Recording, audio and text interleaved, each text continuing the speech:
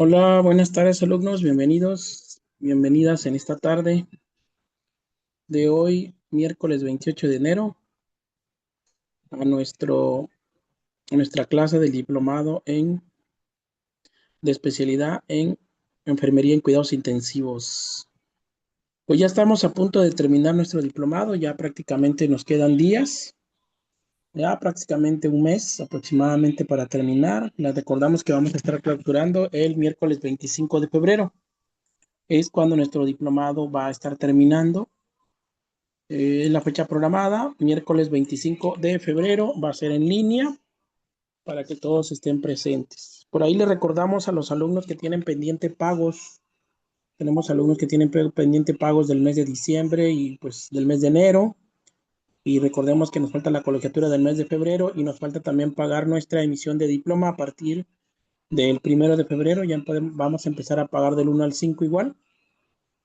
Por favor, para poder ahora sí emitir su diploma. En la clase pasada también se les pidió la parte de las fotografías, que fueran enviándonos sus fotografías por ahí. Ya les dimos las características para que nos lo vayan compartiendo. Pues bueno, asimismo los invitamos a esta sesión, Impacto Actual del Sarampión en México, Retos y Desafíos. Un curso que vamos a tener el día viernes 6 de febrero, de 7 a 9 de la noche, con la doctora Saraí Muniz Hernández del estado de Puebla. Nos va a estar compartiendo este tema tan importante. Hoy en día tenemos un problema a nivel nacional, el problema del sarampión, ¿no? Es un problema que lamentablemente, pues, este problema es por nuestras autoridades federales, ¿no? Lamentablemente ellos tienen la culpa porque se dejó de vacunar a niños, ¿no? A niños que tenían que haberse vacunado en años anteriores y al ello de no comprar la vacuna, pues ahí está el resultado hoy en día, ¿no? Estos brotes de sarampión que tenemos hoy en día en el estado de Oaxaca, pero sobre todo en la parte del norte del país. Y bien es sabido que el sarampión era una enfermedad ya controlada, era una enfermedad erradicada prácticamente. Y hoy en día, pues se nos está presentando esta situación, ¿no? Que es muy lamentable que esto esté ocurriendo, pero esta es responsabilidad total del gobierno federal, ¿sí? De ellos son los responsables directos de esto que está pasando, ¿no? Porque ellos son los encargados de comprar las vacunas y ahora, ¿qué se está haciendo? Están tratando de comprar vacunas ahorita y vacunar a la población ya en este momento. ¿Ustedes creen que se tenía que actuar hasta ahora? ¿Hasta este momento? ¿Qué piensan?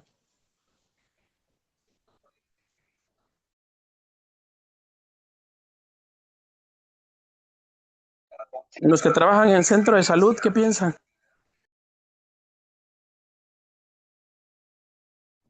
Pues para mí eso está mal, maestro, porque pues es la sobrepoblación y el sarampión pues es contagioso, entonces podría haber un brote y eso pues se saldría de control, incluso hasta es más costoso para el gobierno, pero pues al gobierno no le importa la ciudadanía, o sea, nunca, ellos nada más con recibir dinero, ahorita los hospitales están colapsados, está el rezago de cirugías, en fin, son muchas cosas.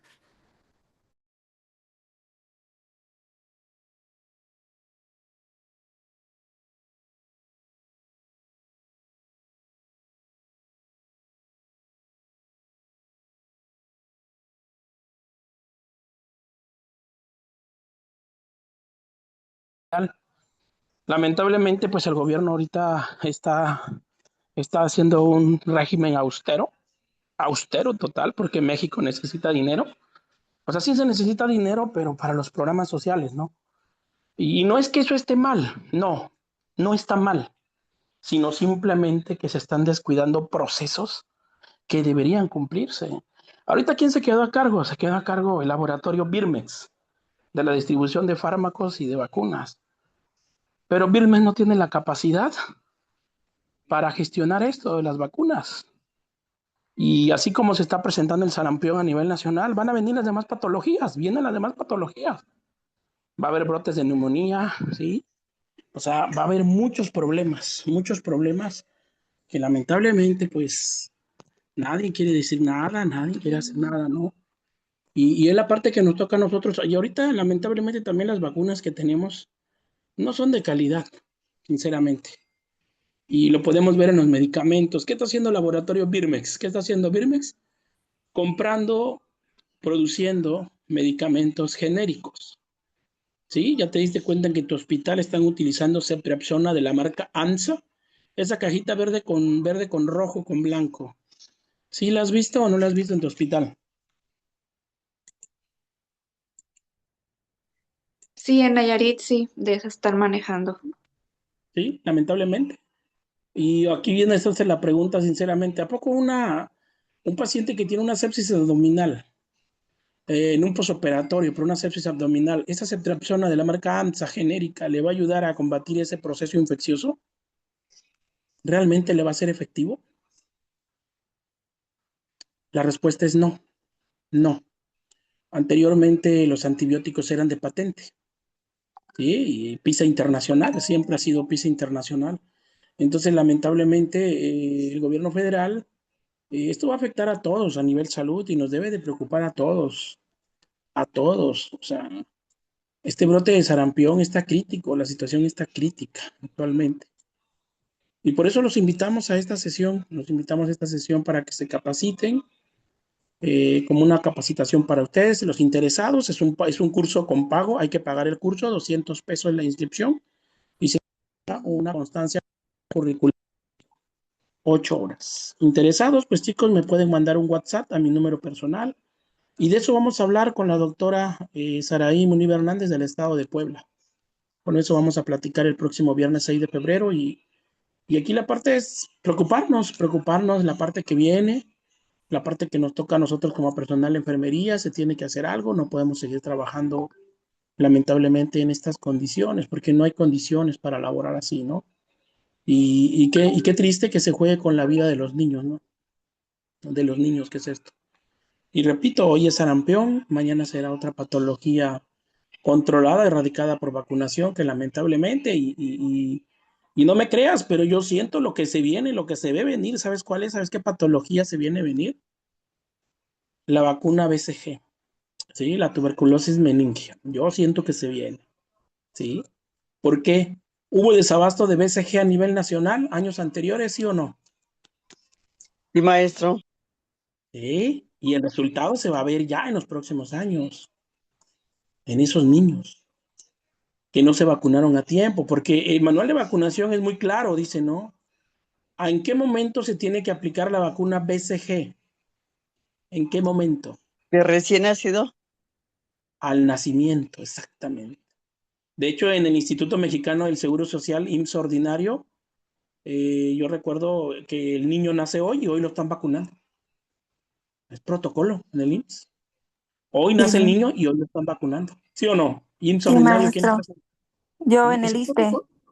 ¿Ok? A ver, ¿y qué pasa en la realidad? Versus realidad y bienestar.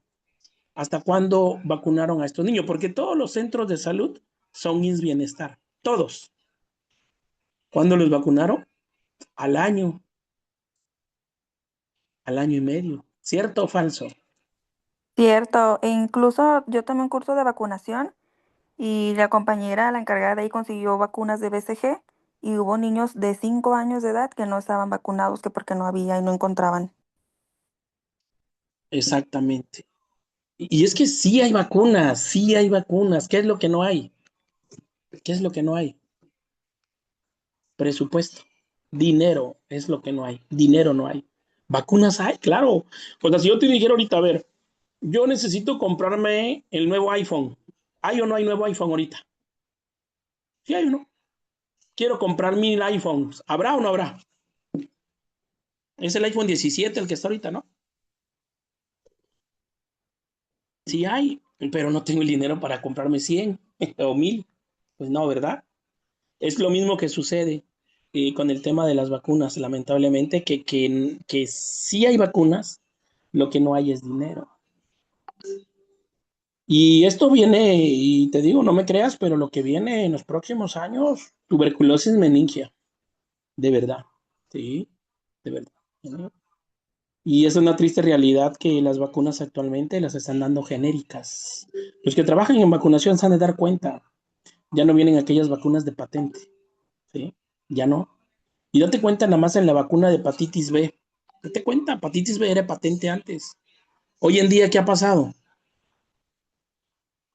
Ya no es genérica, ya es genérica, perdón, porque el laboratorio Birmex la está produciendo. Y no es que el laboratorio Birmex sea un mal laboratorio, no, sino simplemente que baja la calidad de los estándares. Recuerden que todos los medicamentos que son de patente, ellos tienen la patente original, el principio activo original. Ya lo que hacen genérico es una simulación y lo podemos ver en los fármacos. Por ejemplo, hablemos de un paracetamol. Si tú te tomas un paracetamol genérico, que en una farmacia similar te cuesta como 15 pesos, 20 pesos, y tómate un paracetamol de patente de la marca Tempra de 500 miligramos y vas a ver la diferencia. Que con ambos se te va a disminuir el dolor y la inflamación, sí, con ambos. Pero ¿cuál va a ser más efectivo y más pronto? El de Tempra, el de patente. Y lamentablemente esa es la realidad que estamos viviendo hoy en día nosotros en nuestro país. Y ya si hablamos de la terapia intensiva, Jesús bendito, ¿cómo estamos en la terapia? ¿Ve? ¿Para llorar, sí o no? ¿Estamos para llorar en la terapia o no? No tenemos ahorita circuitos cerrados. ¿En serio? A ver, ¿cada cuándo se tienen que cambiar los circuitos cerrados? A ver, los que están en intensivo. Servicio de terapia intensiva. ¿Cada cuánto? A ver, según por normativa. Circuito cerrado para aspirar secreciones. El manual dice cada 7 días. Pero al no haber circuito cerrado, ¿qué estamos haciendo? ¿Cada cuánto lo estamos cambiando? Sí, cierto. Cada 10 días. ¿Y eso es bueno para el paciente o no es bueno?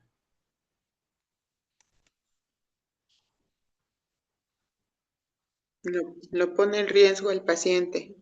Exacto. ¿Cuál es la principal complicación asociada a la ventilación mecánica en un paciente adulto en la UTI? La Neumonía. neumonía, ajá. Neumonía. Maestro, nosotros lo cambiamos cada 6 días, pero si se llena de secreciones, pues hay que cambiarlo. Y a veces se llevan hasta 3 o 4. Pero no hay, en Oaxaca no tenemos, no hay, ¿eh? En Oaxaca. Y te hablo del hospital SINS Bienestar. Y te hablo de mi querido ISSSTE. Sí, me duele decirlo. Yo llego y le digo, ¿cómo cree, jefa? No, si es que no hay. ¿Qué quiere que haga, enfermero Abel? Pero no, jefa, ¿y la seguridad del paciente?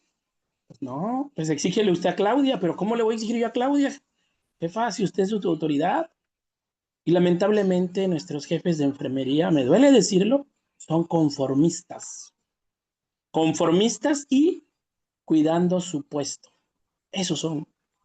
Porque uno como personal operativo le tiene uno que exigir, porque al final si ese paciente fallece por una complicación de neumonía y te demanda, ¿quién va a verse inmerso en esa demanda legal?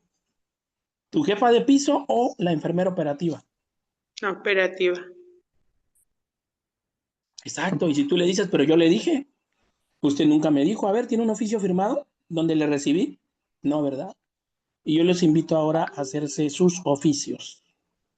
Haga sus oficios de pedir. Ya sé que no te los van a firmar ni te los van a recibir, pero tú hazlo y archívalo, porque se van a venir muchos problemas legales, como no tienes idea, ¿eh? Se viene una bomba de problemas legales. El Sistema Nacional de Salud está colapsado y en las terapias intensivas hay un colapso total, de verdad. Solo que nadie no quiere decir nada, nadie quiere hablar, nadie por miedo, y es cierto y hasta cierto punto es entendible, pero alguien lo tiene que decir, alguien lo tiene que decir. Las cosas no están bien en el Sistema Nacional de Salud. Y en Oaxaca no están bien. No. Es una realidad que no. Quien quiera ver la realidad desde otra perspectiva, chispas. Entonces yo siento que vive en Dinamarca, porque en la realidad el Sistema Nacional de Salud se cae a pedazos, sinceramente. Y ahorita con la unificación del 2027, no, no me imagino, ¿eh? Caos total, chicos. De verdad, ¿eh? No. Las terapias intensivas no van a ser suficientes para todos los pacientes. Las tasas de mortalidad van a subir, se van a elevar muchísimos esos porcentajes de muerte en pacientes, ¿sí? Porque es un caos. El IMSS Bienestar está agonizando, el IMSS Bienestar. El IMSS Bienestar ya está en terapia intensiva. Por eso lo quieren subsanar ¿con qué?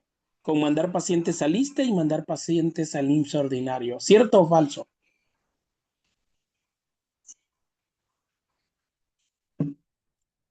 Eso es lo que pretende hacer la autoridad federal. Por eso la unificación. No, la unificación es para que atiendan a los pacientes con calidad, no. La unificación es porque el IMSS Bienestar ya no puede, ya sobrepasó, ya no. Al menos aquí en Oaxaca el IMSS Bienestar está a punto, ya colapsó el IMSS Bienestar.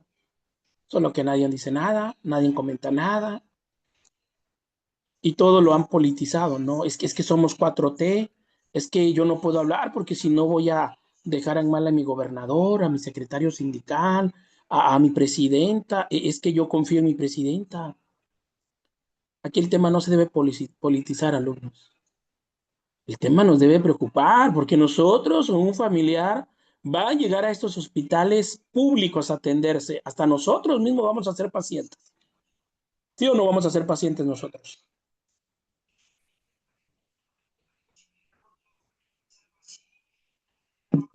O nuestros hijos, y eso nos debe de preocupar.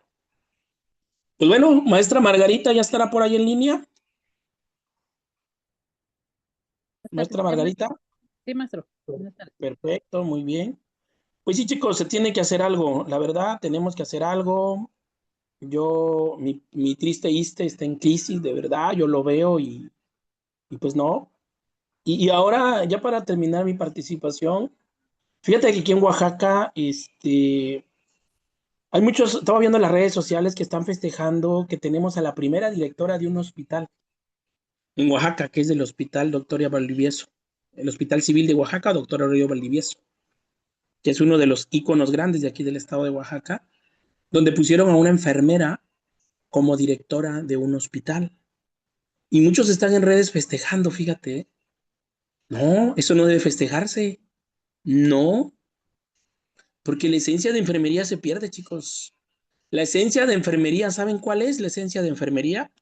O sea, la primera esencia de enfermería es el cuidado, pero si hablamos de la esencia de enfermería a nivel administrativo, ¿sabes cuál es? Coordinar personal del departamento de enfermería. Repito, coordinar personal del departamento de enfermería. La jefa de enfermera se encarga del personal de enfermería. Y hoy en día esta jefa que adquirió esa responsabilidad es una responsabilidad grande, porque no solo va a tener a cargo al personal de enfermería, va a tener personal médico, personal residente, personal becario, y ahí se está perdiendo la esencia de la profesión. Nosotros somos enfermería, no somos licenciatura en medicina, son dos áreas totalmente diferentes. Y ahí yo siento que se nos están fincando una responsabilidad que no nos corresponde y así van a empezar a hacer en todos los hospitales que ya no va a haber directores de enfermería, perdón, directores médicos, sino directores de enfermería. Y sí, esto se remota al Instituto Nacional de Cardiología Ignacio Chávez, sí. En el Ignacio Chávez, en México, en cardiología, existe la directora de enfermería, sí, pero la directora de enfermería del departamento de enfermería, su nombre lo dice, directora de enfermería. Existe ese puesto, sí, que es la directora de enfermería, pero del personal de enfermería, no la directora médica del hospital, como lo hicieron en Oaxaca. Y yo vi que muchos estaban festejando y no, yo siento que no. ¿Por qué, chicos? Porque se está perdiendo la esencia de enfermería. Y la esencia de enfermería es el cuidado del paciente. Porque la esencia de enfermería no es prescripción farmacológica. ¿O esa es la esencia de enfermería, chicos? ¿Prescribir medicamentos es la esencia de nuestra profesión? No, no es la esencia. Se está perdiendo eso. Pues bueno, con eso cierro mi participación y los invitamos para el día viernes 6 con la doctora Saraí para ver el tema de sarampión. Hay que ocuparse y preocuparse, chicos, ¿eh? De verdad. Buenas tardes, adelante, maestra, ya puede compartir pantalla.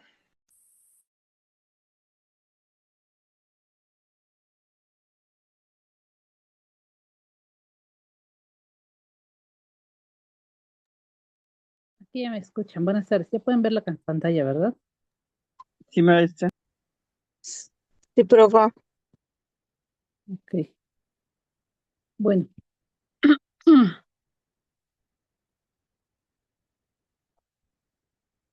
Bueno, entonces vamos a revisar este tema de las soluciones parenterales y las drogas vasoactivas. que no corre, ¿verdad?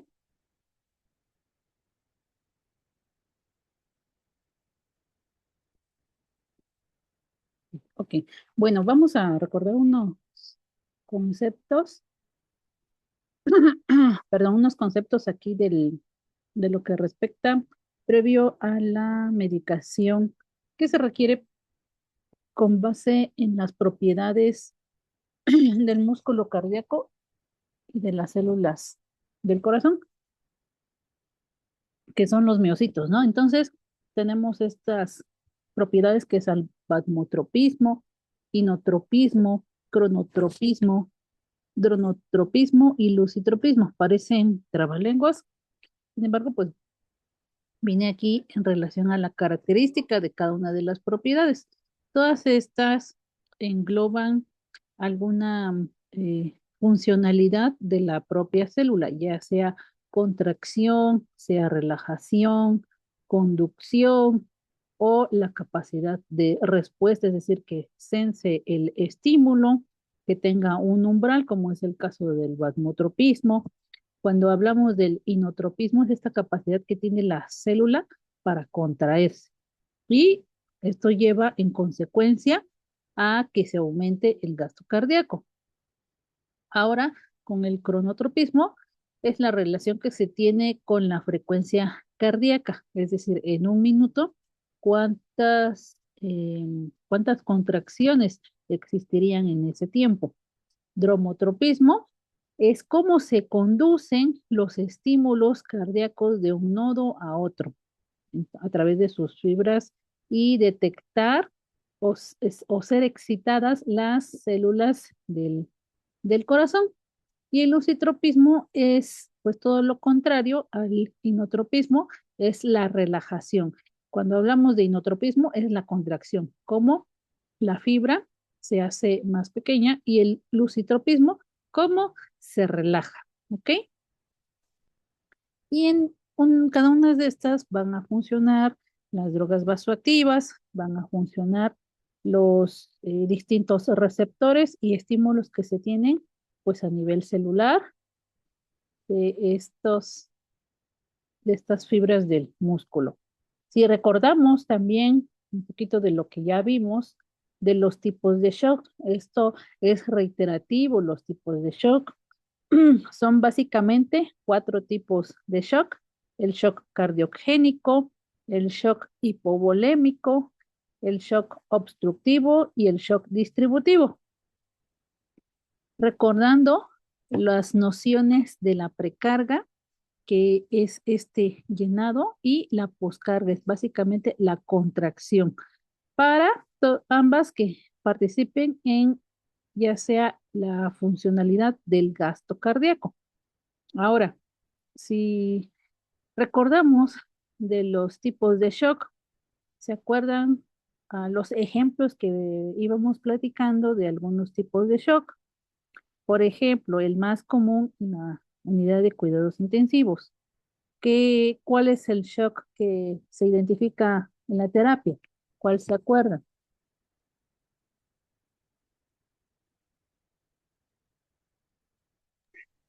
Shock cardiogénico, maestra. ¿Es uno de esos? ¿Qué otro? El shock Hipovolémico. hipovolémico. Polémico. Y Séptico. el séptico, por ejemplo, ¿no? Ese entraría en en esta clasificación del distributivo. Hay unos, pues, que propiamente ya los podemos identificar como cardiogénico, hipovolémico, por ejemplo, un shock hemorrágico o un shock donde se pierden grandes cantidades de volumen. A lo mejor no es sangre, pero es eh, básicamente volumen, dígase, contenido eh, intracelular, por ejemplo, vómitos, evacuaciones diarreicas, entrarían en shock hipovolémico, ¿no? Pero el shock distributivo, participan aquí el shock anafiláctico y el shock séptico, por poner unos ejemplos. Entonces, todos estos tienen alteraciones en el gasto cardíaco. Sin embargo, en el shock séptico es, es una de las características de que no responde a volumen y incluso puede necesitar, estos pueden responder a las drogas vasoactivas, pero este necesita todavía otro soporte de combinación de más de una amina. Porque en este caso las resistencias vasculares, a diferencia de los otros tres choques, se ven más depletadas. Y por eso es la importancia de combinar más de una droga vasoactiva. Ejemplo, el clásico esquema que se maneja es de norepinefrina, y si no se responde con una medición de una cifra de presión arterial media, con una PAM perfusora, pues se tiene que agregar un vasopresor añadido. ¿Ok?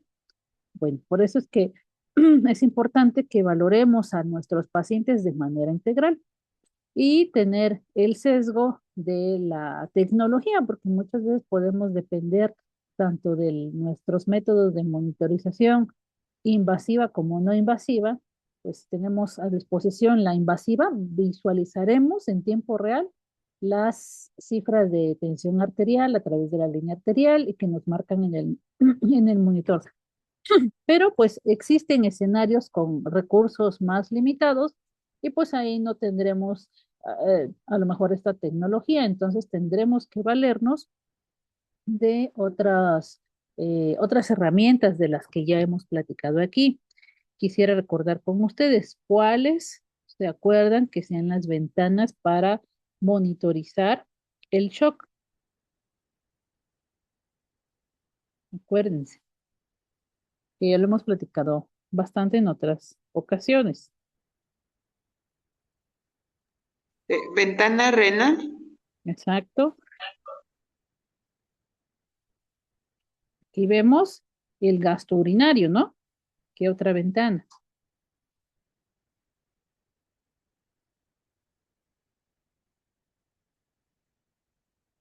¿Se acuerdan de la neurológica? Aquí que debemos de hacer una valoración completa de la función neurológica. ¿Qué otra se acuerdan? la de la piel. Exacto, la ventana tegumentaria.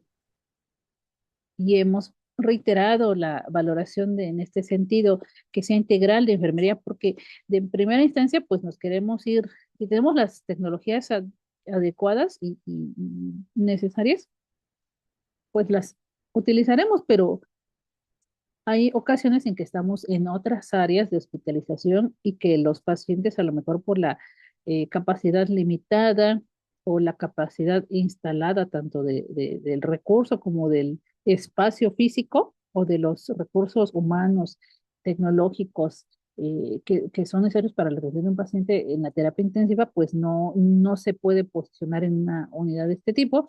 Sin embargo, ejemplo, ¿no? En el área de urgencias, en el área de valoración, antes que pase a la unidad de cuidados intensivos, nosotros tendríamos que hacernos de otras herramientas, que estas son la valoración integral de enfermería. Por eso es que es un elemento y es un componente importante que nosotros tengamos estas nociones de las que ya hemos sido reiterativos. Una de ellas es la presión arterial media. Este es un parámetro hemodinámico importante porque nos va a dar pues nociones de que los capilares, los tejidos y las células prácticamente están siendo adecuadamente perfundidos. ¿Qué presión arterial media se considera en un paciente que que no es neurocrítico? Una presión arterial media mayor o igual a 65 milímetros de mercurio. Esa es una PAM limítrofe, podemos decir.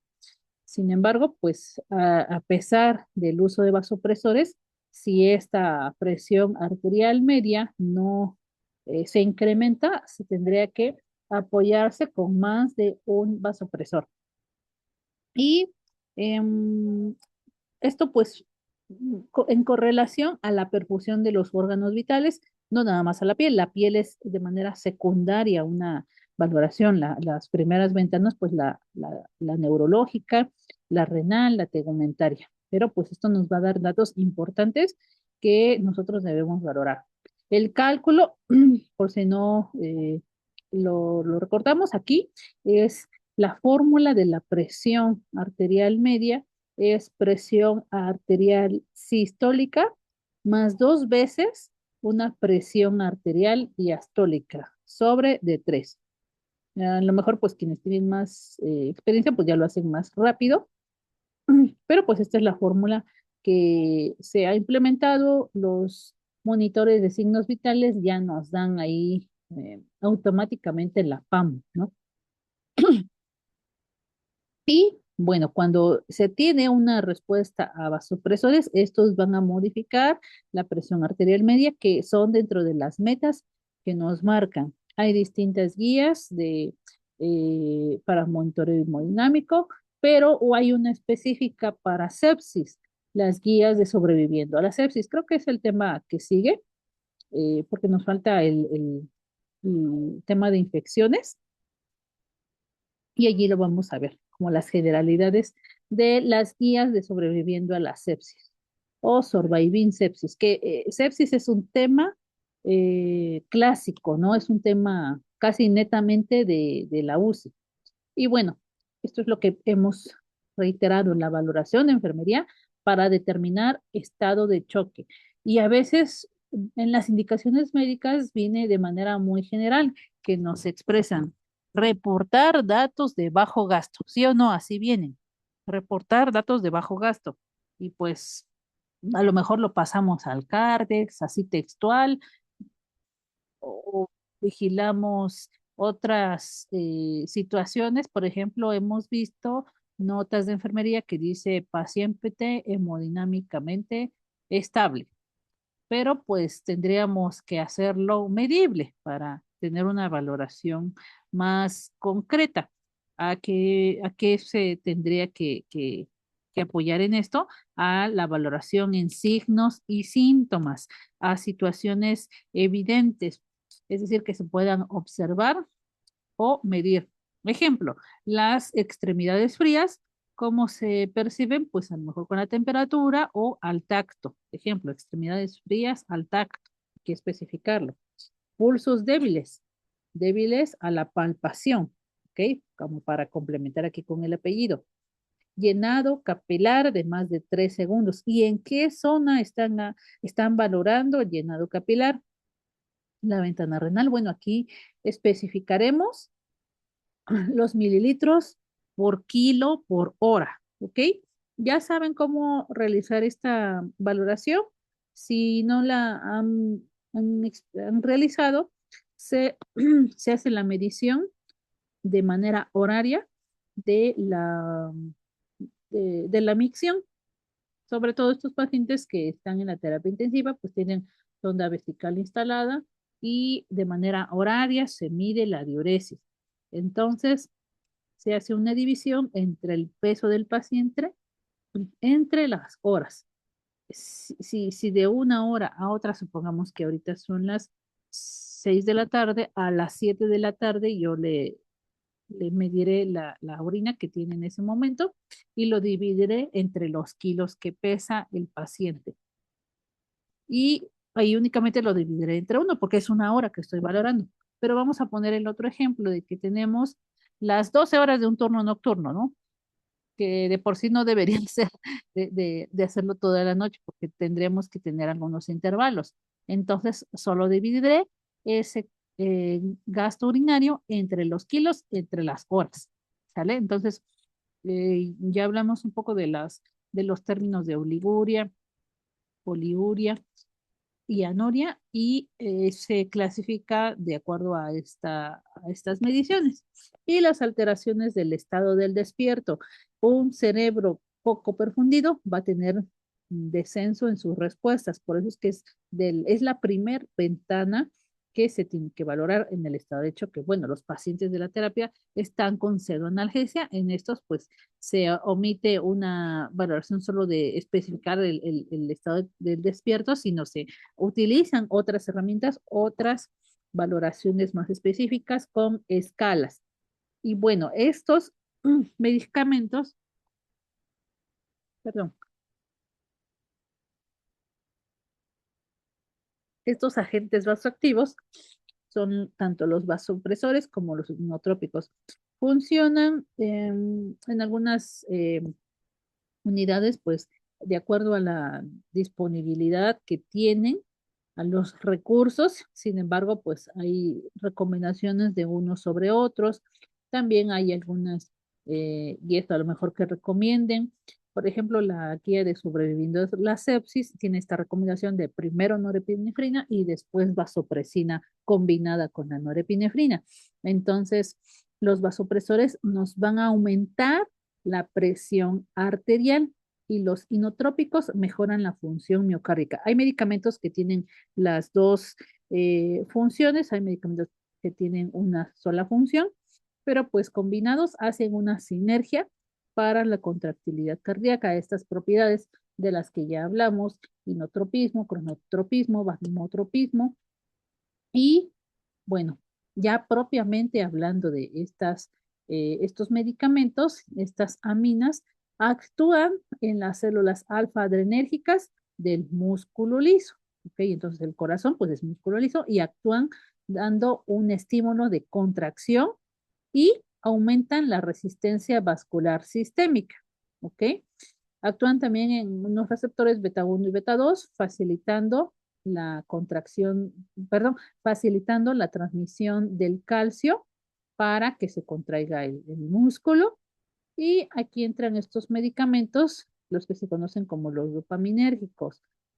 Se van a ir clasificando estos agentes vasoactivos en simpático-miméticos, análogos de la vasopresina y de la angiotensina 2. Si recordamos, pues nuestro ciclo de angiotensina 1, aldosterona, angiotensina 2, que nos aumenta la presión arterial y funciona a nivel también de las glándulas suprarrenales. Vienen pues eh, de análogos de de estas hormonas, ¿ok? Y bueno, dentro de los simpático-miméticos tenemos aquí la dobutamina, la fenilefrina, entre algunos, y algunos no selectivos como la epinefrina y la norepinefrina, que van a actuar pues en los receptores alfa y beta. A estos también se les conoce como agentes adrenérgicos, ¿ok? ¿Y qué van a hacer? Estos agentes adrenérgicos hacen la función de vasoconstricción y vasodilatación. Depende cómo se combinen. En los análogos de la vasopresina, aquí tenemos pues, bueno, son derivados de las hormonas que derivan de la hipófisis para dar respuesta a la hipotensión y a la hipernatremia. Entonces actúan en receptores muy específicos y la angiotensina 2, como es un vasoconstrictor, pues nos va a aumentar la presión arterial y pues es importante que, bueno, aquí nada más para como recordatorio, que se pueden en algunos casos combinar y sus mecanismos de acción actúan en receptores específicos, alfa y beta hemos comentado, en el músculo liso, vascular y tienen efectos vasculares, ya sea que producen vasoconstricción, son los que actúan en las células alfa, o vasodilatación en las células beta. Y aquí hay unos efectos secundarios, ¿no? En piel, en riñones o hasta en pulmones, ¿vale?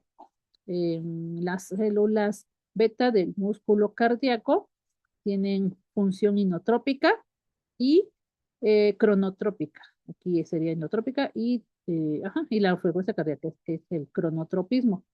Y de acuerdo a la dosis respuesta o dosis dependiente, van a tener esta respuesta farmacológica para lograr un efecto meseta, es decir, estos medicamentos tienen una acción muy corta, entonces se administran y son prácticamente de segundos a escasos minutos.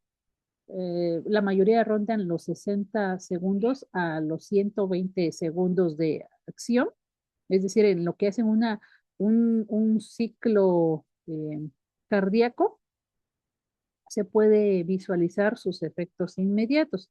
Por eso es que es importante la valoración continua y muy vigilada cuando se administran estos medicamentos. Y lo van a notar en los pacientes que tienen línea arterial, que en tiempo real estamos viendo la presión arterial.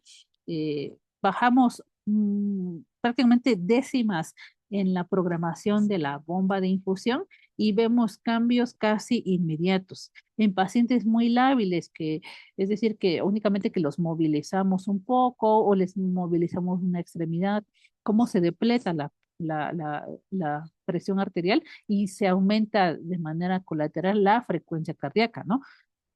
Para tener este mecanismo compensador al descenso de la presión arterial o de la PAM.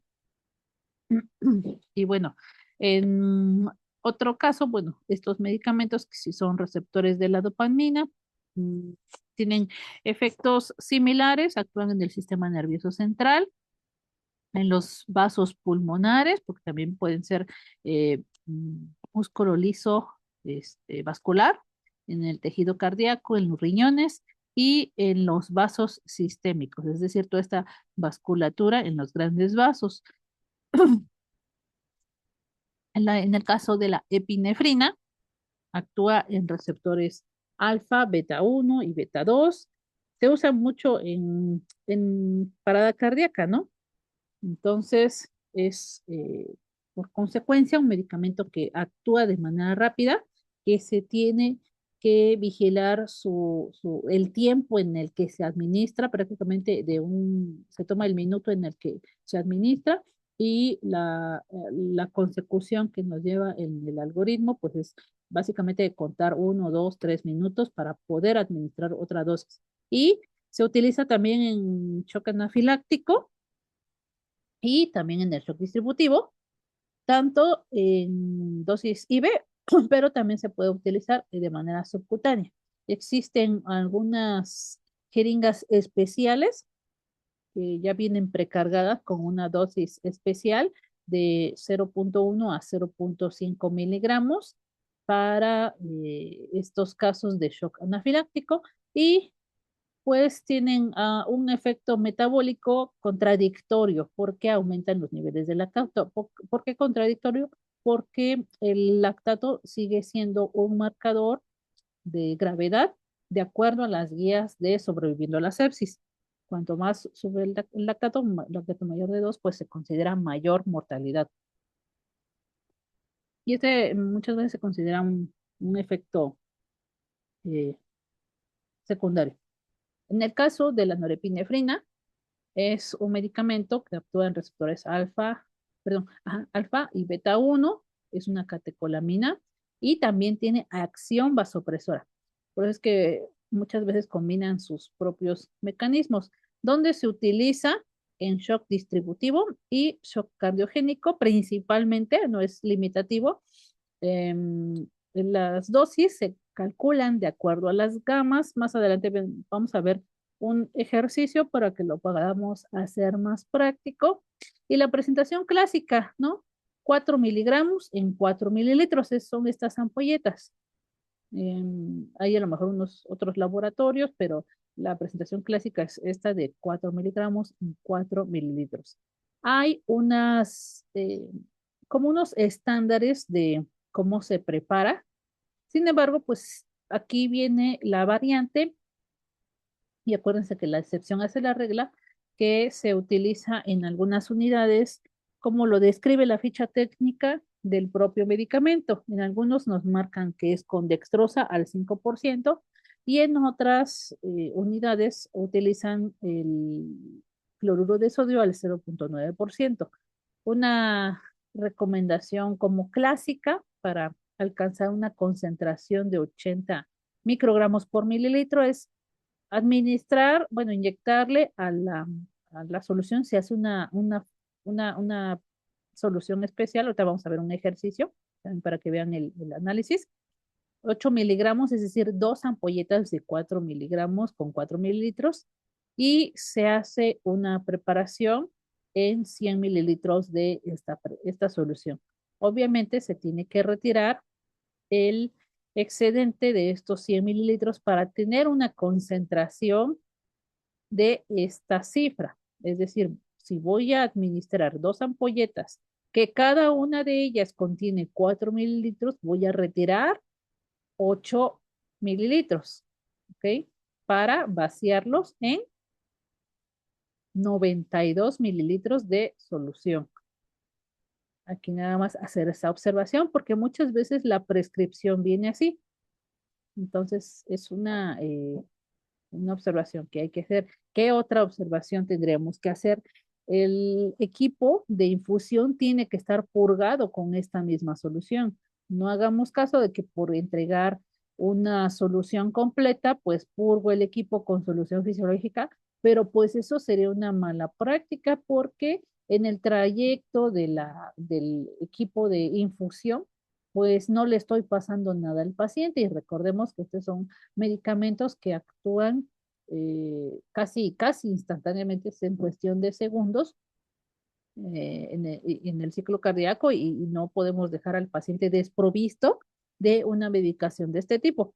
Y bueno, ¿qué efectos adversos? Pues si estamos hablando que actúa a nivel de la musculatura cardíaca, sí puede traer arritmias, bradicardias, y lleguen a notar aquí hasta isquemia digital periférica, es decir, todos estos medicamentos tienen que ser vigilados en los efectos que se tiene sobre la PAM, es decir, si no estoy llevando una perfusión adecuada, ¿y qué pasa si lo administro de manera incorrecta y eh, una medicación eh, adicional y sobre todo con medicamentos que vemos en dosis tope, pacientes con norepinefrina a 30 mililitros por hora, 20 mililitros por hora, estos efectos se llegan a presentar isquemia digital periférica. Entonces vemos que queremos valorar el llenado capilar y pues a veces ya ni es posible porque pues ya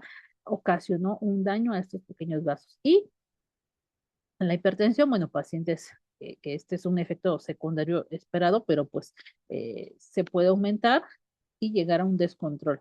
Ahora, pues la vasopresina. Este es un medicamento que se utiliza en concordancia a la norepinefrina. Es un esquema clásico, encontrar norepinefrina más otra infusión de vasopresina, ¿ok? Entonces,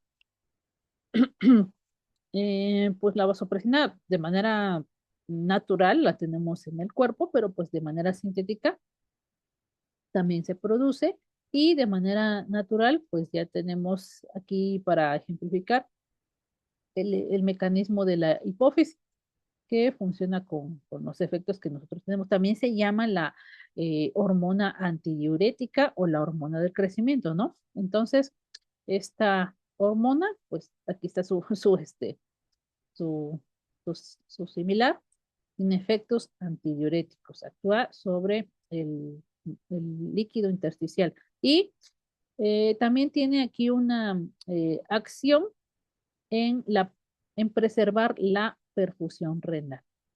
Y en el shock séptico, pues se utiliza en dosis bajas y se hace un ajuste cuando se utiliza norepinefrina. La vasopresina entonces tiene indicación en el toque, perdón, indicación en el choque distributivo, es decir, séptico, y en el choque cardiogénico, como mencionaban hace rato. Tiene metas de cifras de 0.1 a 0.1, perdón, unidades por minuto y se presenta en frascos de 20 unidades, ¿no? Y se hace una dilución de estas 20 unidades internacionales en 100 mililitros. ¿Qué efectos adversos vemos? Arritmias, prácticamente. O sea, si van a actuar en el músculo cardíaco, sí puede tener un efecto adverso en la conducción, específicamente dando arritmias, aumentando de más la presión, es decir, llega a una hipertensión si no se controla adecuadamente y disminuye el gasto cardíaco a dosis mayores a 0.4 unidades internacionales por minuto. Aquí vemos prácticamente la excepción que tiene el choque distributivo, a diferencia de los otros tipos de choque, donde se ve aumentado el gasto cardíaco en el choque distributivo o una mala administración de vasopresina va a depletar más el gasto cardíaco, es decir, va a aumentar más esta brecha que existe y de la diferencia que existe entre los otros tipos de shock, donde se ve el aumento del gasto cardíaco a diferencia del shock distributivo, que disminuye. Aquí nada más para que, en otro tema, si recuerdan, aquí es intencionado, ¿eh? Vemos aquí una cifra, aquí vemos otra, como para que nos acordemos del tema de la tercera acción esencial de la seguridad del paciente. Aquí vemos, por eso es importante este manejo de los medicamentos y que se los prescriban y ustedes lo escriban de manera adecuada. Aquí hay unas observaciones. Aquí decimos 0.01 y aquí 0.1, ¿sale? Aquí noten que tiene la U de unidad sobre minuto. Y aquí tiene, fíjense, ¿qué tiene?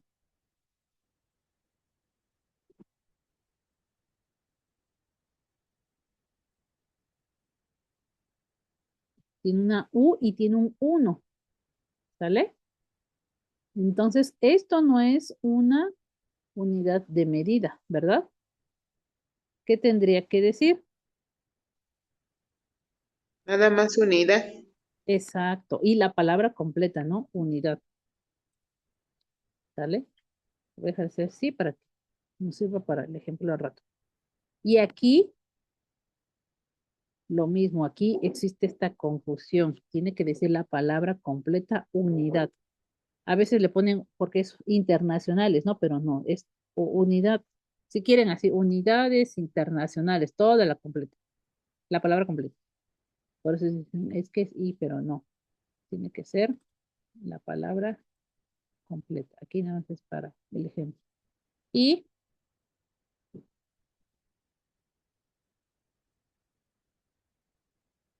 bueno, otro medicamento, la dopamina. ¿Sí conocen estos medicamentos? ¿Los han utilizado o en algún momento, pues, en su práctica los van los van a ver, ¿no? ¿Sí los han escuchado? ¿Sí los han utilizado? Quienes no están en la UCI, Sí, maestra, yo los Algunos. utilizo mucho. sí. Entonces, bueno, vamos con el siguiente, la dopamina.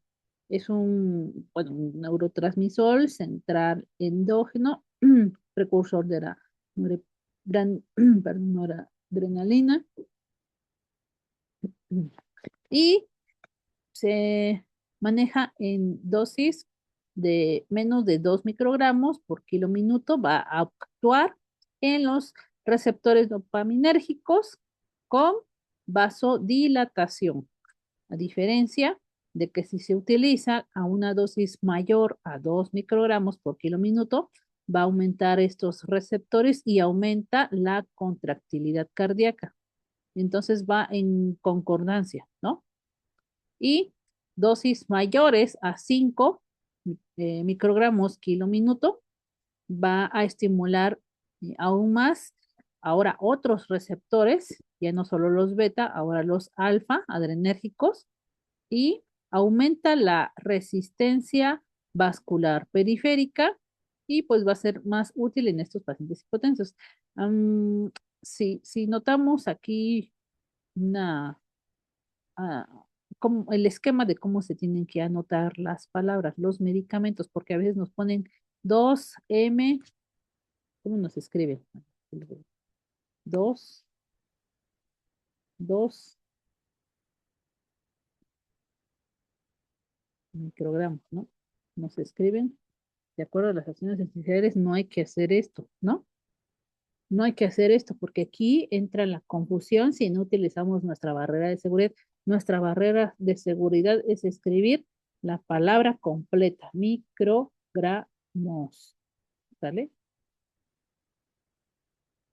un error que nos dice acciones esenciales es abreviar esta palabra, ¿vale? Para que lo tomemos en cuenta, porque son medicamentos que muy fácil, de verdad, nos podemos equivocar.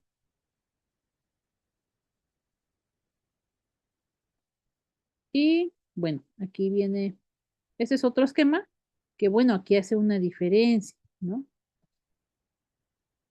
Pero se tiene que escribir la palabra completa, microgramos, ¿vale? Entonces, viene dosis desde 5 a 20 microgramos por kilo minuto.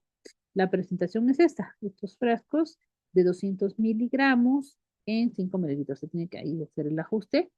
Y un esquema de preparación. Bueno, ya hay opciones pues más utilizadas que la dopamina, pero pues todavía en nuestros contextos existe la dopamina, ¿no? Entonces 200 miligramos, es decir, 2 ampolletas en una solución ya sea de dextrosa al 5% o de cloruro de sodio al 0,9%. Aquí en consideración y congruencia con los datos de electrolitos a nivel sérico, ¿vale? Y que pues va a producir hipertensión si es que se llega a dar mucho este estímulo cuando superamos cierta dosificación, arritmias ventriculares, isquemia cardíaca y extravasación a altas dosis. Otro medicamento, aquí tenemos la dobutamina, así se tiene que escribir de acuerdo a acciones esenciales. ¿Por qué? Recuerdan los medicamentos LASA. Este es un medicamento LASA y se confunde mucho con la dopamina, ¿vale? Porque suena parecido y se escribe parecido, ¿vale? Entonces la dopamina ya la vimos, esta es la dobutamina. ¿Qué se escribe diferente? Pues estas 4 letras y pues se utiliza para aumentar el índice cardíaco, la disponibilidad de oxígeno y la captación de oxígeno. Estos términos son un poquito más de los componentes hemodinámicos, cuando se habla de taller hemodinámico, cuando se habla de estos cálculos que se tienen que realizar para obtener el índice cardíaco, para obtener la disponibilidad de oxígeno y la captación de oxígeno. Bueno, no aumenta en lo teórico la frecuencia cardíaca.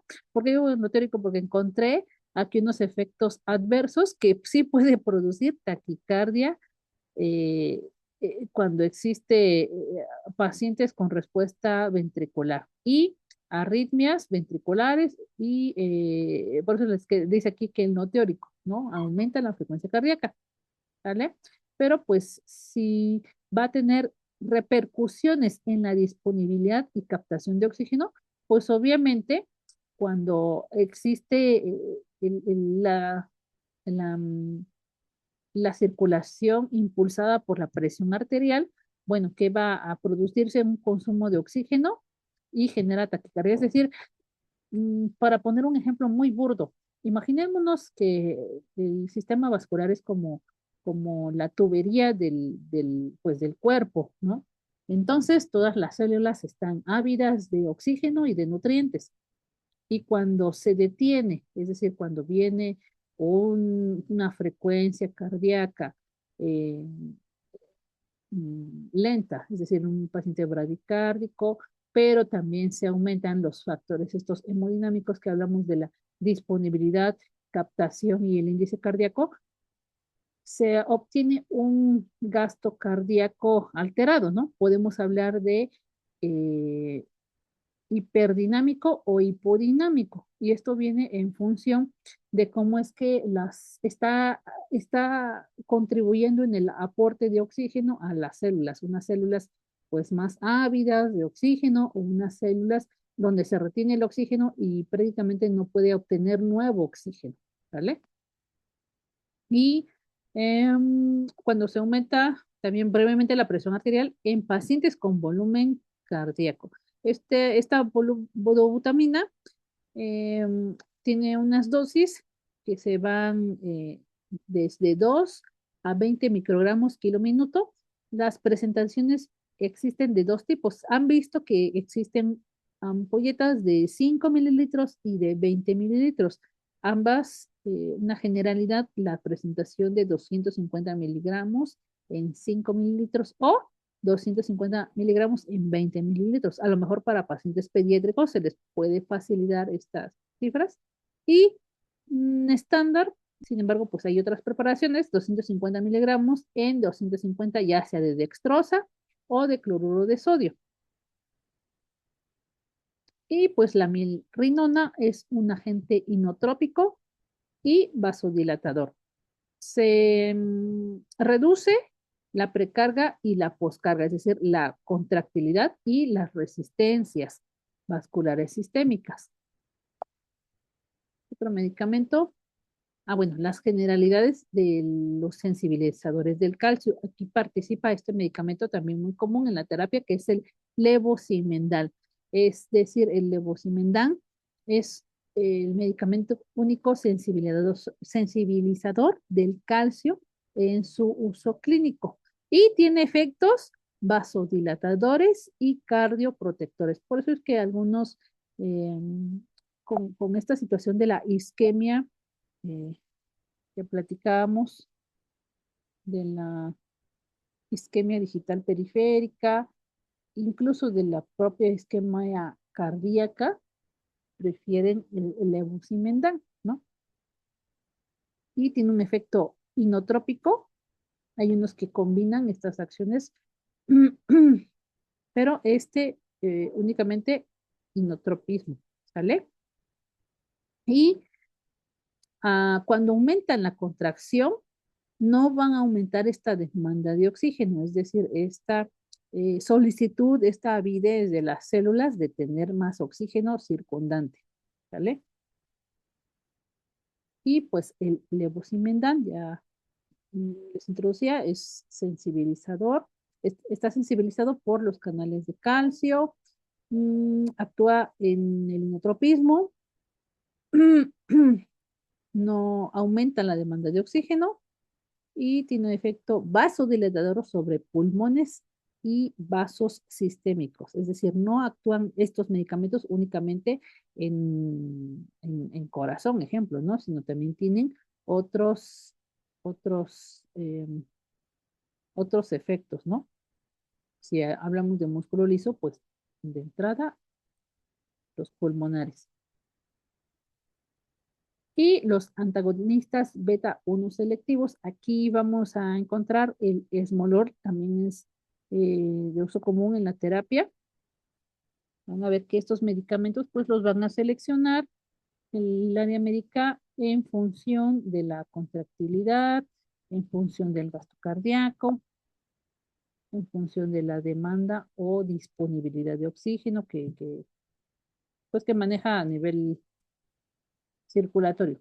Y aquí están estos medicamentos de los que ya revisábamos, la norepinefrina, la epinefrina o adrenalina, la dopamina y pues tenemos otros que son las fenilefrinas, agonistas alfa, puro que aumenta la poscarga y reduce la frecuencia cardíaca y va a reducir aún más el gasto cardíaco. Entonces en pacientes sépticos no los vemos mucho, ¿sale? Porque va a depletar más el gasto cardíaco. Eso es de lo que, como un resumen de lo que comentábamos, la dobutamina, la vasopresina, ¿ok? Y otros efectos que se tienen, si estamos hablando del músculo liso, este ejemplo de los vasos pulmonares, porque si recordamos la circulación sanguínea y pulmonar, ahí existe una interconexión. Entonces también al formar parte de estas fibras de músculo liso, pues tiene un efecto secundario y se pueden obtener efectos hemodinámicos colaterales o de efectos secundarios, ¿sale? Entonces, la valoración integral con los pacientes. ¿Cómo vamos de tiempo? Ok. Y estos son los receptores agentes alfa-adrenérgicos, beta-adrenérgicos, inhibidores de la fosfodiesterasa 3, el levosimendan, las vasopresinas, ¿vale? Vienen distintas dosificaciones y actúan en la circulación, pues que es prácticamente mm, capilar. En la circulación capilar, pues es donde vemos aterrizar este umbral de las metas de 65 milímetros de mercurio. Hay otros esquemas, a lo mejor que son más permisivos, bueno, hasta 60, también de acuerdo a la talla, al peso del paciente, al histórico de presión arterial, sobre todo pacientes de estatura y talla delgada, eh, tienden más a la hipotensión y pues en concordancia con su complexión, hasta ahí es más permisivo, ¿no? Esto es una situación que a veces nos asusta porque vemos cifras tensionales muy bajas, ¿no? Entonces, con una PAM hasta de 60, pues algunos la consideran como que está todavía dentro de las metas. Y debemos de considerar pues que en el shock séptico sí se necesita aumentar la PAM por encima de 75 con la combinación de norepinefrina u otro vasodilatador, vasopresor, ¿ok? Obvio, tienen efectos metabólicos, como comentábamos, la producción de lactato, por eso es que se utilizan pues con cuidado, tienen efectos hormonales, sobre todo la vasopresina. Sin embargo, pues han alcanzado cierta seguridad con la tecnología y pues las distintas preparaciones, porque sí pueden tener unos efectos colaterales, sobre todo a nivel hormonal. Quiero llegar a la parte del ejercicio.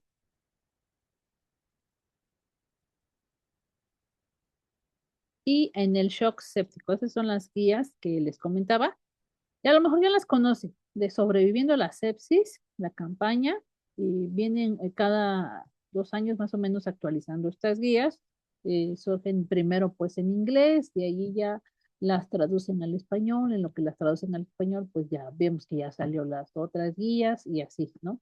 Entonces, han surgido pues en respuesta a tener un protocolo o unas especificaciones muy puntuales con este tipo de pacientes tan complejos como son los pacientes que tienen shock séptico, ¿vale?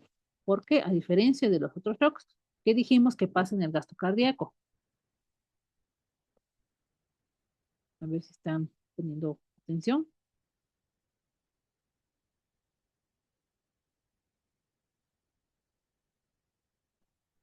¿Qué pasa en el shock séptico con el gasto cardíaco? Aumenta el En los gasto otros, cardíaco. ajá, en los otros disminuye y en el shock séptico pues aumenta. Entonces se necesita un medicamento para que aumente el gasto cardíaco. Y de primera línea, pues la norepinefrina. Después se pueden tener otras combinaciones u otras opciones y existen la guía, a lo mejor unos casos especiales, por ejemplo, pacientes con bradicardia, se puede utilizar un esquema con dopamina y en shock refractario, es decir, que se ha logrado una meta, pero pues se retira y nuevamente ocurre el shock, bueno, dobutamina o levosimendan, ¿vale? Entonces pueden existir estas otras opciones. Por eso es que no, pues no sé, la mayoría de los médicos no se casan con por poner un ejemplo, no se casan con norepinefrina, sino necesitan visualizar pues distintas opciones. Y pues cada año, 2 años que se actualizan, o bueno, deben de actualizar estas guías de sobreviviendo a la sepsis, parten sus recomendaciones en dosificación, en combinación, eh, pues las nuevas tendencias son ver hacia lo más microscópico, ¿no? Por eso es que hablan del lactato, por eso es que hablan de este daño vascular que genera el lactato. Y reiterativo, la monitorización cuando se administran estos medicamentos. Ya vimos las ventanas, ya vimos por qué es importante la vigilancia y pues se necesita una línea arterial. No es que si no la tenga, no le ponga yo el vasopresor. Necesito, es lo ideal, ¿no?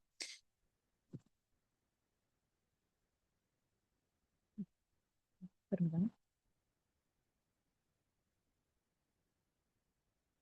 Ajá. Es lo ideal contar con una línea arterial. Sin embargo, pues existen otros escenarios, pues una presión arterial no invasiva todavía es útil. Eh, si valoran la FEBI a través de una ecocardiografía, es un método que utilizan, no invasivo, es muy útil. Es decir, a través de la insonancia, a través del ultrasonido, pues valoran estos porcentajes que tiene el ventrículo izquierdo y pues determinan el, el éxito, ¿no? Y los marcadores de perfusión. Hemos hablado del lactato y agregaremos la saturación venosa de oxígeno, cuando pues se habla a nivel de perfusión y metabolismo. Y bueno, ya para entrar a la parte pues el pequeño breve taller de las soluciones, si me quisieran platicar cómo manejan estos conceptos de reconstituir, diluir y aforar. ¿Qué se acuerdan de estos conceptos? De reconstituir, de diluir y de aforar.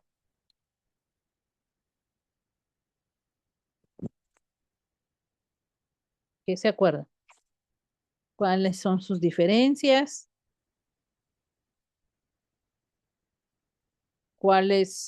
¿Qué caracteriza a cada término?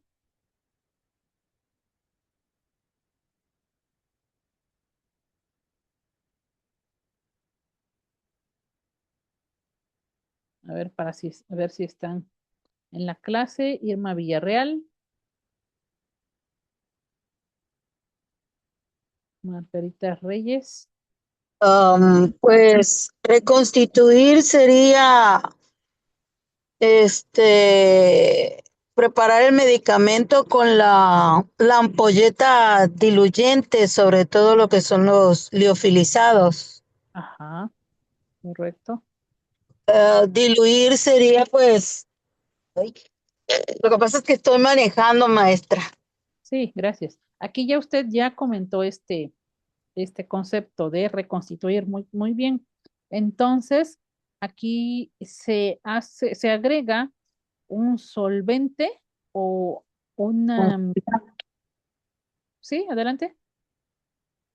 Y permítame, permítame. Sí, un solvente a este medicamento. Y precisamente esa palabra que utilizó, liofilizado. Entonces, aquí tenemos este ejemplo de la ceftriaxona. Yo sé que no es un vasopresor, pero para poner el ejemplo del concepto, ¿no? De reconstitución. Tenemos aquí, ejemplo, reconstituir 1 gramo de ceftriaxona liofilizado con diluyente inyectable de 10 mililitros. Es pues muy clásico hacer la preparación y esto pues aparte se tiene que hacer una dilución, ¿correcto? Entonces, ahora otro concepto que es el de dilución. Ahora a este medicamento que ya reconstituimos, lo vamos a agregar a más volumen, ¿sale? Entonces, esta ceftriaxona que reconstituimos, porque es un liofilizado y le agregamos su solvente, que es su agua inyectable, ahora lo vamos a diluir. Y ejemplo, ¿no? Pueden ser en preparaciones de 50, de 100, etcétera, ¿no? Aquí debe decir 100, pero dice 10. Ah, no, 50, ajá. Al medicamento reconstituido, que son 10 mililitros, lo vamos a agregar, ejemplo, ¿no? A una solución de 50, entonces obtendremos 60 mililitros, ¿no? En este ejemplo. ¿Por qué manejamos aquí volúmenes bajos? A lo mejor porque pues es una vía central, pero si es una vía periférica necesitaríamos pues hacer una dilución mayor, ¿no? A lo mejor 110 mililitros sería menos irritante y vesicante para el capital venoso de nuestro paciente. Bueno, ahora el término de aforar. Aquí pues está en la imagen, pero alguien que me quiera comentar a qué se refiere el aforar, poner un ejemplo. Maestra, por ejemplo, la nora la Ajá, podemos aforar a 100 y le retiro 8 mililitros y le pongo las dos ámpulas. Eso es aforar, para que exacto, sean 100 y ya pasarlo en bomba. exacto. Muchas gracias, Beatriz. Este Maestra, es, ¿sí? Adelante. sería también que llegue a un valor exacto, Ujú, a un total de un valor exacto de la solución. sí, perfecto. Entonces, el ejemplo primero que poníamos de la norepinefrina, donde se retira ese volumen, ejemplo de una carguita de 100, le voy a quitar 8 mililitros porque le voy a inyectar 8 mililitros del medicamento y así ya voy a tener exactamente 100 mililitros, ¿no? A diferencia del otro ejemplo de la ceftriaxona, que la carguita de 50, pues se supera con el volumen de lo que le voy a inyectar 10 y voy a obtener 60, ¿no? Si yo hiciera una dilución y no es una solución aforada, a lo mejor inyecto esos 8 mililitros en la carguita de 100, pero voy a tener aquí la limitante que no voy a poder lograr la concentración que me está solicitando la propia preparación. Y por ende, cuando calculemos las gamas, vamos a tener ahí un dato erróneo, ¿vale? Entonces, para que pues tengamos mucha precaución desde que tengamos una comunicación asertiva y en nuestras áreas con las cuales colaboramos nos prescriban de manera completa cómo tiene que ser la preparación. A lo mejor porque ustedes ya tienen un poco más de experiencia, de conocimiento en esta parte, pero hay personal que está en desarrollo, no en formación, porque ya egresaron de una universidad, pero están en desarrollo, es decir, están adquiriendo nuevos conocimientos, se cambiaron de área, a lo mejor sí, ya son recién egresados, pero pues están ahora en desarrollo, ya no están en formación, ya están en desarrollo y necesitan eh, pues recordar o que les especifiquen a lo mejor más puntual, ¿no? Si no tienen pues la experiencia, el conocimiento previo de cómo se tienen que preparar estos medicamentos, ¿sale? Entonces, mm, tenemos aquí la palabra aforar. Significa llevar un medicamento reconstituido a un volumen determinado. Aquí tenemos ahora el ejemplo de la ceftriaxona que se va a administrar en 50 mililitros. Entonces, primero eh, vamos a sacarle para tener el volumen exacto, como comentaba, ¿verdad, compañera? Entonces aquí tenemos un resultado específico de 50 mililitros a la diferencia de la dilución donde teníamos más, teníamos 60 mililitros, ¿vale? Y aquí ya obtenemos este volumen determinado, muy específico, ¿vale? Esta es una tabla, tienen algunas variantes, si podrán ustedes darse cuenta de cómo se preparan estas infusiones. Tenemos aquí la norepinefrina, el levosimendan, la vasopresina, la dobutamina y la dopamina. Son como estándar, pueden existir en sus unidades algunas variaciones, sobre todo pacientes que no requieren tanto volumen, que son los pacientes renales. Hay guías en estas excepciones de a la mitad, ¿no? Soluciones a la mitad. Por ejemplo, este es el clásico que les ponía el ejemplo, ¿no? 8 miligramos en 92 mililitros de dextrosal 5, pero a lo mejor existen 8 en 50, ¿no? Porque si queremos tener la misma concentración, a lo mejor 4 en 50, pero la expresión correcta o más propia sería 4 miligramos en 46 mililitros de solución dextrosa al 5%, ¿verdad? Y así vemos otros ejemplos. Aquí cómo es que se tiene que lograr llegar a un volumen determinado, es decir, vamos a aforar estas soluciones. Si hablábamos de ejemplo, ¿no? De ámpulas de 5 mililitros y tenemos presentaciones, bueno, utilizar la que nos sea más útil para lograr este volumen determinado. ¿Sale? Ese es un ejemplo, pues general. La vasopresina, por ejemplo, ¿no? 20 unidades en, como es muy pequeño el volumen, 99 mililitros de dextrosa. Pero si no quitamos este mililitro que prácticamente nos está sobrando, tendríamos una solución más diluida, un medicamento que no está tan concentrado y pudiera existir una variación en, sobre todo cuando se calculan las gamas, ¿sale? Ahorita lo vamos a ver, las gamas. Cálculo de goteo. Siempre preguntamos a nuestros, ahora sí, estudiantes, al personal de información, la fórmula del cálculo de goteo. Y a veces se les hace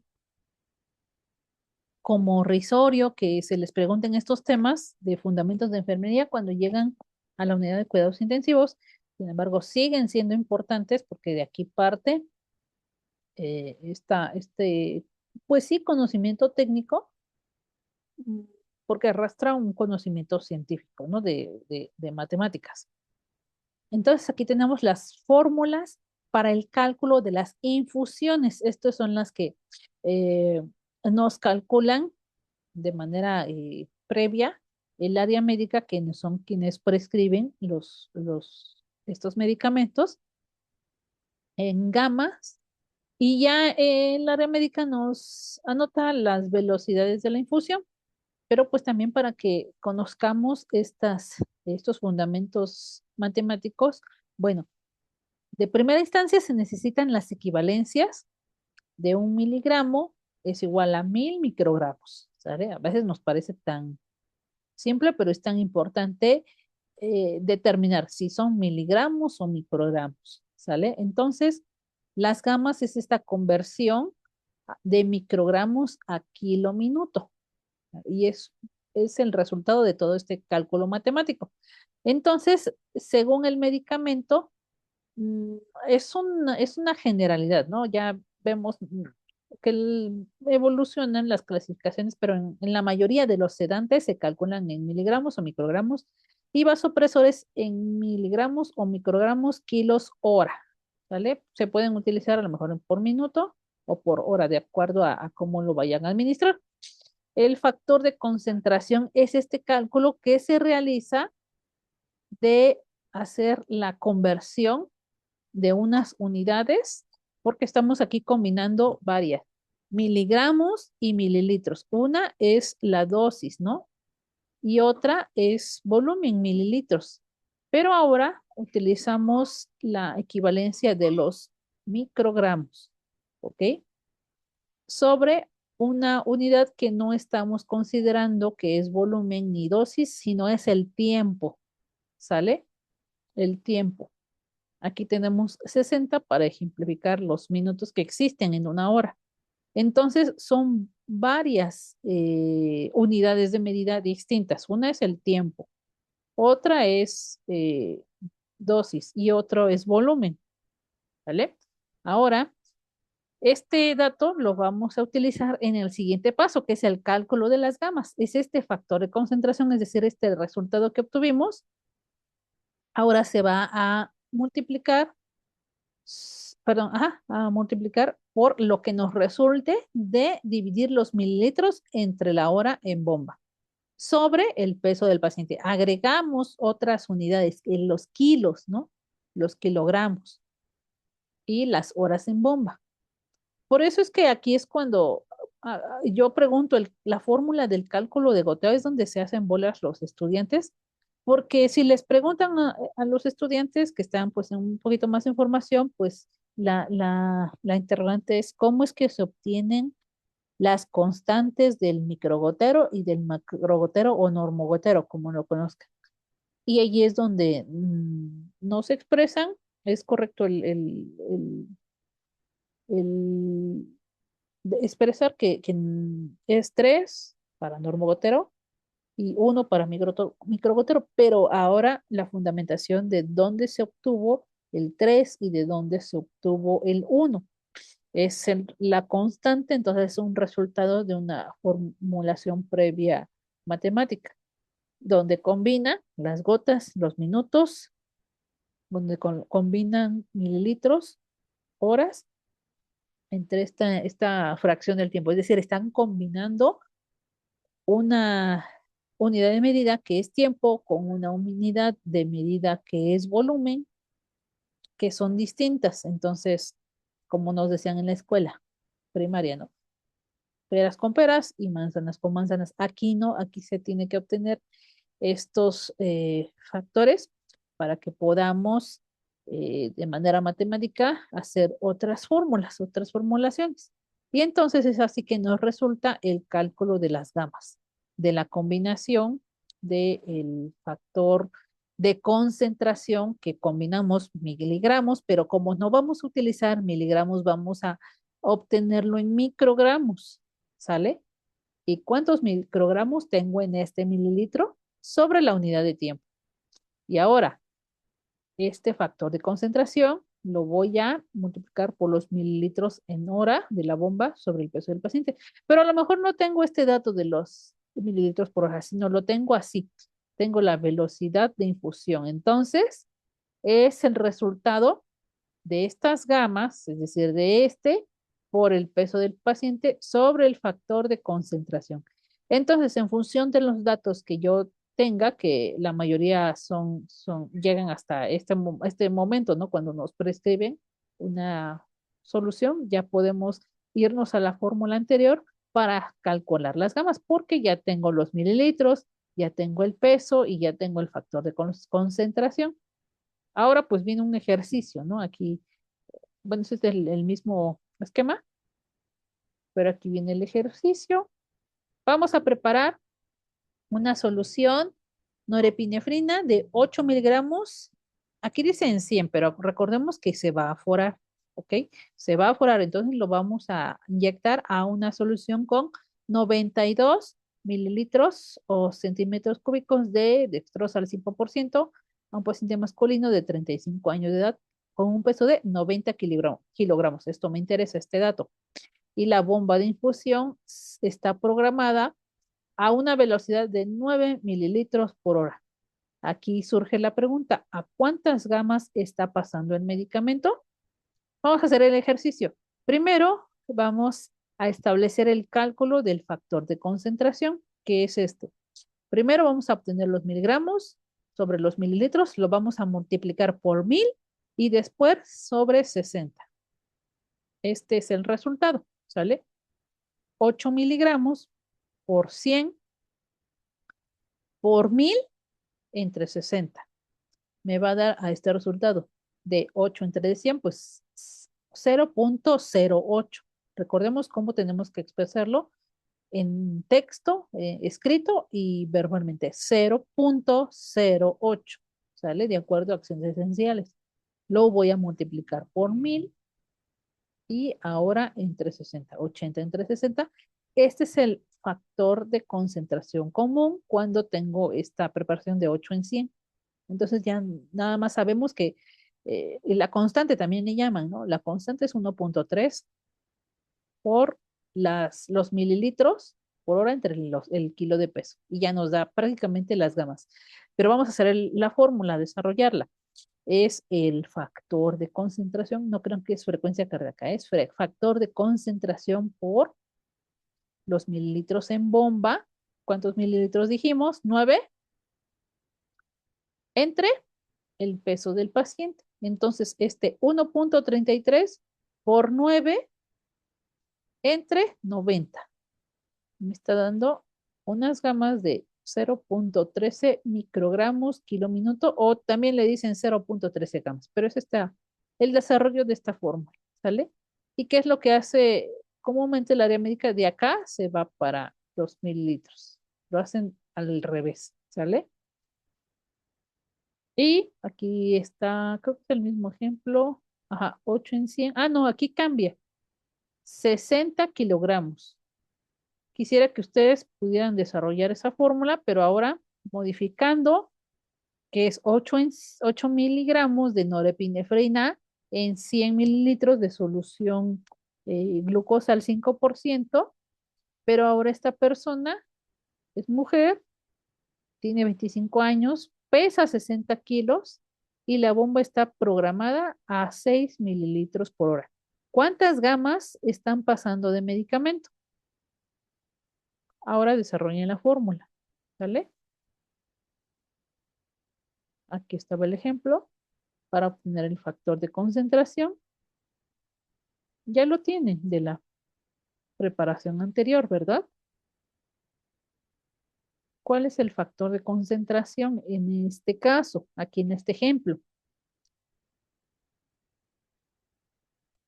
¿Sí están aquí con nosotros? Sí, maestra.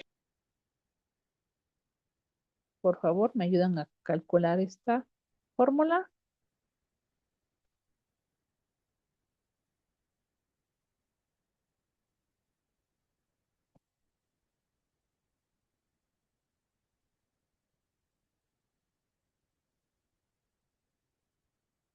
¿Ok? ¿Ya tienen su resultado?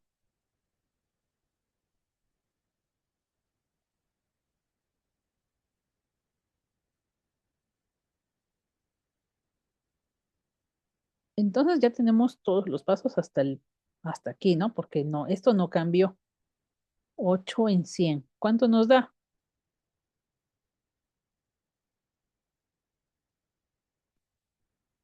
¿Cuánto nos da?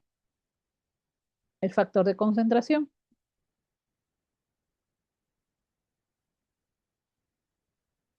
1.33. Exacto.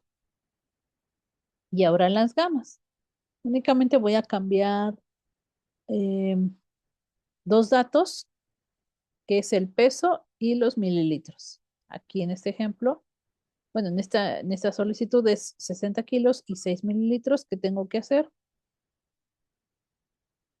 Desarrollarlos en la fórmula. 1.33 por 60 entre 6 entre 60. Me va a dar este resultado, 7.98 entre 60, y me va a dar 0.133 microgramos kilo minuto.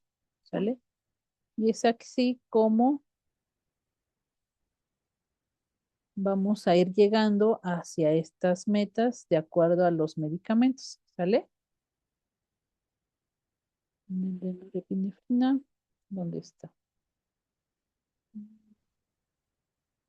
Que estas son las metas, ¿no? Entre 0.1 a 3 microgramos kilo minuto.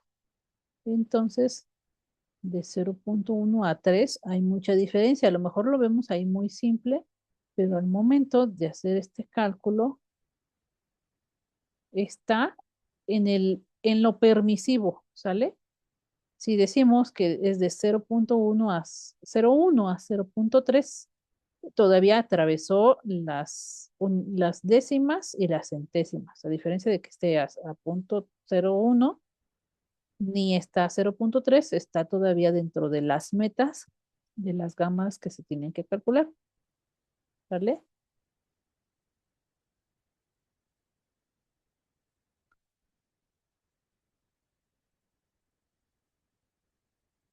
Y aquí hay otro ejemplo, ¿no? Ahora supera la dosis. Norepinefrina, 16 miligramos en 100 mililitros de solución dextrosa al 5% en un paciente masculino de 55 años con un peso de, ¿cuánto? 90 kilogramos, y la dosis inicial se indica en 0.2 microgramos kilo minuto, es decir, 0.2 gamas. Si recordamos la dosis me voy a regresar, norepinefrina, de un estándar, hay otras bibliografías que amplían un poco más la brecha de este medicamento, pero fíjense, es 0.01 a 3. En el ejemplo anterior de la persona de 25 años que pesaba 60 kilos, lograba una dosis de 0.133.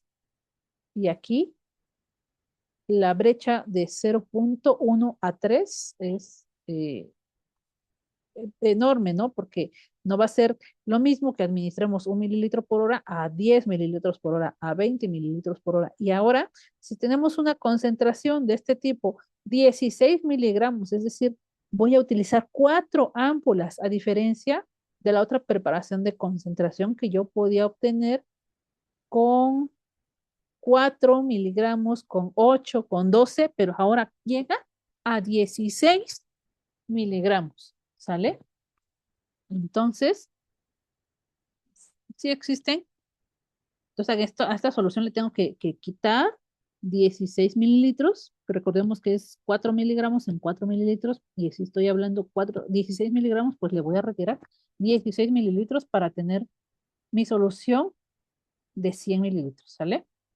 Paciente, 55 años de edad, 90 kilogramos, y ahora ya no me están dando los mililitros por hora. Ahora tengo que calcular los mililitros por hora. Voy a obtener el factor de concentración. Ahora ya no va a ser 8, va a ser 16 entre 100 por 1000 entre 60, ¿sale? Y voy a obtener 2.6 como mi factor de concentración. Parece nada, pero este cálculo es abismal, de 2.66 a 1.33, ¿sale? Y la, ahora voy a calcular ya no las gamas, sino los mililitros por hora. ¿Cómo lo hace el área médica? Que es prácticamente lo que nos da para prescribir en sus indicaciones. Bueno, calculan las gamas, es decir, eh, este dato que obtuvimos de la dosis que quiere el médico. Entonces, si las metas de norepinefrina están de 0.01 a 3, más o menos permisivas, ¿no? Porque ya sabemos que hay casos de obstinación terapéutica donde hasta llega hasta 0.5 la norepinefrina en gamas. Bueno, entonces mis gamas, que son 0.2 por el peso del paciente entre este factor de concentración, y aquí me está resultando un ejercicio de 7 mililitros por hora. ¿Sale? ¿Dudas, preguntas?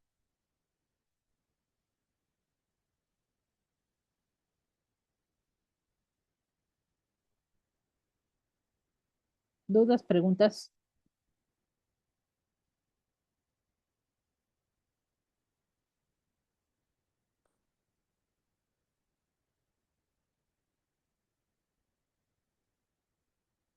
Bueno, pues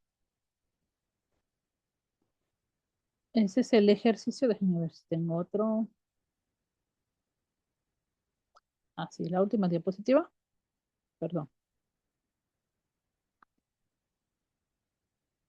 Bueno, entonces, por eso es importante que consideremos la importancia de estos medicamentos, porque tienen repercusión hemodinámica, porque actúan sobre el sistema cardiovascular y modifican la presión arterial, van a modificar el gasto cardíaco, la perfusión tisular, ¿vale? Entonces es una valoración sistémica. Y como son medicamentos que pueden ocasionar varios efectos adversos, se requieren que se administren de manera cuidadosa, que nosotros vigilemos, valoremos de muy de cerca la presión arterial media, la frecuencia cardíaca, el estado hemodinámico en general. Y pues aquí, bueno, lo que les comentaba, estos medicamentos pues también se utilizan para tratamientos como sepsis y pacientes que están prácticamente muy complicados, ¿no? Pacientes que tienen soporte vital, que necesitan un equipo, en este caso ventilación mecánica. La ventilación mecánica, ya vimos también ese tema, que la ventilación mecánica tiene repercusiones hemodinámicas, que los sedantes también tienen repercusiones hemodinámicas. Entonces, imaginémonos toda esta combinación que existe de los fármacos, pues a nivel sistémico, a nivel de la circulación sanguínea, pueden existir estas interacciones farmacológicas. Y es importante considerar el tratamiento personalizado. Yo sé que existen pues estas guías, ¿no? De sobreviviendo a la sepsis que son prácticamente un referente para la administración, pero pues ahí va a ir la función del criterio clínico de quien está prescribiendo, ¿no? Entonces, por eso es que no podemos casarnos con un esquema de preparación en específico, ¿no? Tiene que ver en relación al costo-beneficio, porque estos medicamentos pues sí tienen repercusiones importantes a nivel vascular, no es solamente en la contracción, sino también en el daño que pueden ocasionar estos medicamentos. ¿Ok? Bueno, ¿dudas, preguntas?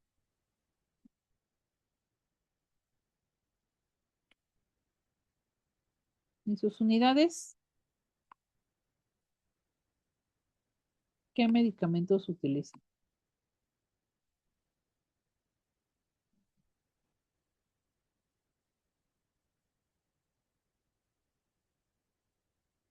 Tengo pendiente para compartirles esta presentación y la anterior, ¿verdad? Bueno, entonces, sin más, agradezco a todos su participación, su asistencia y nos seguiremos comunicando, viendo en la siguiente clase. Gracias. Hasta luego. Hasta luego, maestra. Gracias, maestra. Gracias, profesora. Gracias. Gracias, maestra.